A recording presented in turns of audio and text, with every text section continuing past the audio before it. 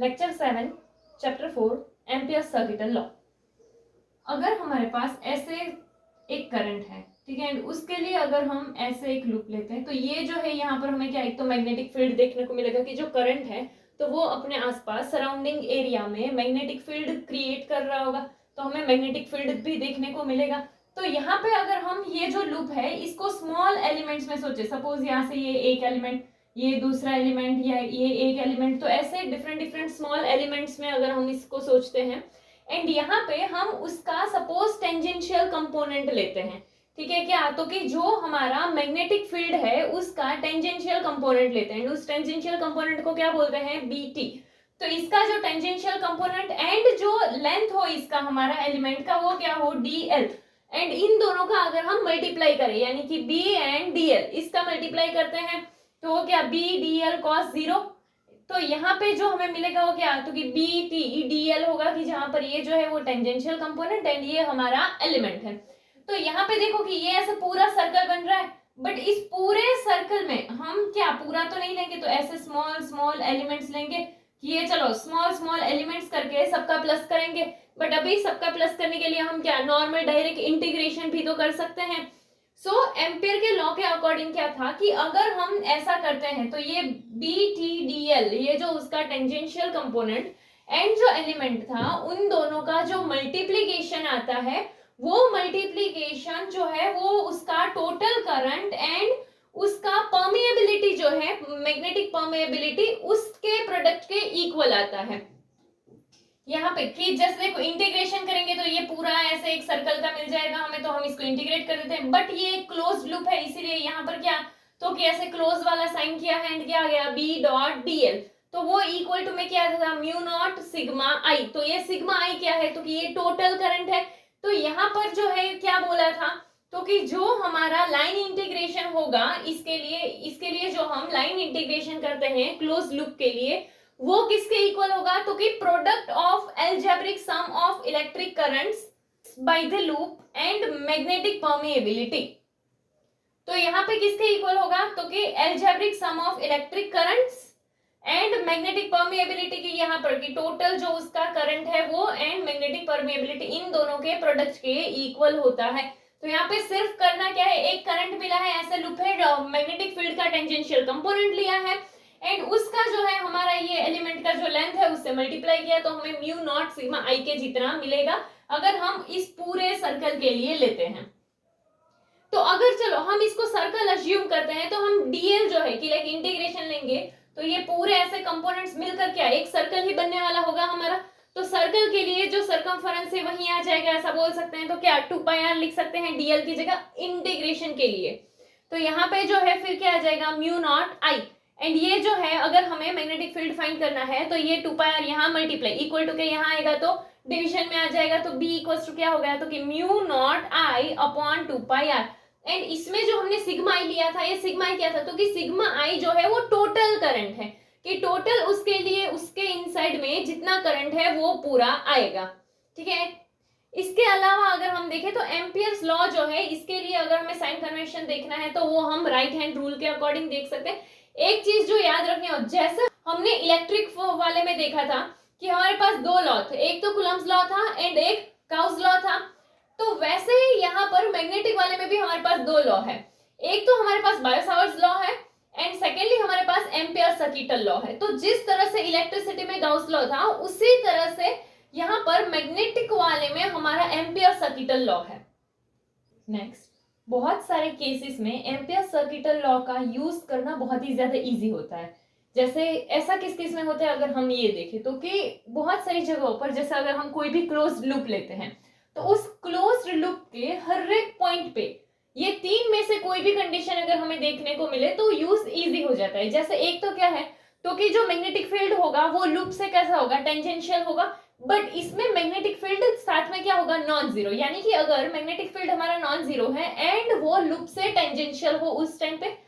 Second case क्या है, तो कि जो मैग्नेटिक फील्ड है वो नॉर्मल हो, लूप से मैग्नेटिक फील्ड जो है वो क्या होगा, नॉर्मल, या फिर मैग्नेटिक फील्ड जो है वो एलिमिनेट हो जाए। तो ये केसेस में क्या होगा, एम्पियर्स लॉ जो है, एम्पियर सर्किटल लॉ जो है उसका यूज करना इजी होता है। एंड यहाँ पर जो हमें क्लोज लूप दिया हुआ है, लाइक इस लॉ में जो हम क्लोज लूप बोलते हैं उसको हम एम्पियरियन लूप भी बोल सकते हैं। नेक्स्ट, अगर हम कोई इनफाइनाइट वायर लेते हैं कि जैसे देखो यहाँ पे हमारा एक ऐसे इनफाइनाइट वायर है, ठीक है, एंड यहाँ पर जो है इसके लिए अगर हम फील्ड फाइंड करेंगे तो क्या होगा, तो कि यहाँ पर ऐसे अगर करंट है तो यहाँ ऐसे आसपास में हमें मैग्नेटिक फील्ड देखने को मिलेगा। अभी ये मैग्नेटिक फील्ड जो है उसके अकॉर्डिंग देखो, अगर हम ऐसे फाइंड करते हैं, ठीक है, कि यहाँ पर उसके सराउंडिंग रीजन में जो मैग्नेटिक फील्ड है, तो यहाँ वायर से इस सर्कल में हर एक पॉइंट पर ये ऐसे डिस्टेंस कैसा सेम होगा, लाइक अगर ऐसे सर्कल में देखें तो रेडियस तो हर एक पॉइंट के लिए सेम होगा, तो इसीलिए यहाँ पर हर एक पॉइंट पे आर का वैल्यू जो होगा वो कैसा होगा, सेम होगा। एंड वही वाला सेम अगर हम यहाँ पर देखें कि चलो तो यहाँ पर भी हर एक जगह पर जो डिस्टेंस होगा वो कैसा सेम होगा, यहाँ पर भी हर एक जगह पर जो डिस्टेंस होगा वो सेम होगा। तो यहाँ पे कि हर एक पॉइंट पे डिस्टेंस सेम है, तो ये हर एक पॉइंट पे जो मैग्नेटिक फील्ड हमें देखने को मिल रहा होगा वो कैसा होगा, सेम टाइप का होगा। तो वायर में लाइक कि उसके हर एक पॉइंट पे ऐसा होगा कि चलो अगर हम यहाँ देखें तो हर एक पॉइंट पे ऐसे सर्कल्स बन रहे होंगे, ठीक है, कि जैसे यहाँ हमारा वायर है तो ऐसे उसमें सर्कल्स बन रहे होंगे, एंड ये सर्कल के हर एक पॉइंट के लिए मैग्नेटिक फील्ड जो होगा वो कैसा होगा, सेम होगा। तो इसीलिए देखो अगर हम इन सब के लिए ऐसे देखेंगे तो कौन सा शेप बनता है, सिलेंडर, तो इसीलिए इसमें हमें देखने को क्या मिलता है, तो कि सिलेंड्रिकल सिमेट्री देखने को मिलती है। एंड यहाँ पर क्या कि नॉर्मली जो है ये डिपेंड किस पर करेगा, तो यहाँ पर तो हमने देखा डिस्टेंस पर ही डिपेंड कर रहा है कि वायर अगर यहाँ था, वायर से इतने डिस्टेंस पे, तो ये जो सर्कल है ना उसमें क्या, तो कि ये वायर यहाँ है, ऐसे सर्कल है, तो ये हर एक पॉइंट पे डिस्टेंस कैसा सेम है, यानी वो डिस्टेंस पे डिपेंड तो कर ही रहा है, तो क्या वो आर पे डिपेंड करता है।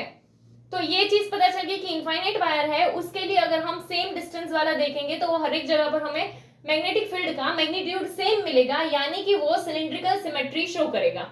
इसके अलावा ये सर्कल में हर एक पॉइंट पे हमें जो फील्ड का डायरेक्शन मिलता है वो कैसा होता है, तो कि वो डायरेक्शन क्या इसके टेंजेंशियल होता है। एंड मैग्नीट्यूड में अगर हम देखें तो देखो ऐसे है, फिर अगर हम ऐसे दूसरा डिस्टेंस भी तो देख सकते हैं, ऐसे दूसरा डिस्टेंस भी तो देख सकते हैं, तो हमें इस तरह से कॉन्सेंट्रिक सर्कल्स भी देखने को मिलते हैं, क्योंकि लाइक देखो ये सर्कल पे हर एक पॉइंट पे सेम वैल्यू होगा, फिर ये दूसरा वाला सर्कल है उसमें हर एक पॉइंट पे सेम वैल्यू होगा, बट ये दोनों में कैसा होगा, डिफरेंट होगा। तो हमें इस तरह से जो है ऐसे कॉन्सेंट्रिक सर्कल्स भी देखने को मिलते हैं।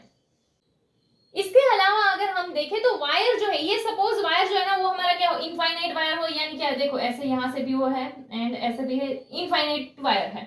तो इनफाइनाइट वायर में भी अगर हम देखें कोई भी डिस्टेंस पे, चलो हमारा डिस्टेंस नॉन जीरो नहीं हो, हम यहाँ इस पॉइंट पे देखें या इस पॉइंट पे देखें इस वायर से, तो जो है हमें क्या, हमें मैग्नेटिक फील्ड देखने को मिलता है, बट वो इनफाइनाइट नहीं होता है, यानी कि इनफाइनाइट वायर है तो उसके लिए भी कोई भी नॉन जीरो डिस्टेंस पे हमें कभी भी इनफाइनाइट फील्ड नहीं मिलता है। फील्ड जो है ना हमें फील्ड का ज्यादा वैल्यू कब मिलता है, तो कि जो हमारा वायर है उसके आसपास वाले क्लोज रीजन्स में जो है हमें ज्यादा वैल्यू देखने को मिलता है फील्ड का। जैसे अगर हम यहाँ पर देखें तो यहाँ हमें स्ट्रॉन्ग फील्ड देखने को मिलेगा कंपेयर टू हम यहाँ देखें, तो हम क्या बोल सकते हैं कि जो फील्ड है वो भी किस पर डिपेंड करता है, तो एक तो जो हमारा यहाँ पर फील्ड है वो करंट के डायरेक्टली प्रोपोर्शनल है, क्योंकि जितना स्ट्रॉन्ग करंट होगा उतना ही स्ट्रॉन्ग मैग्नेटिक फील्ड प्रोड्यूस होगा,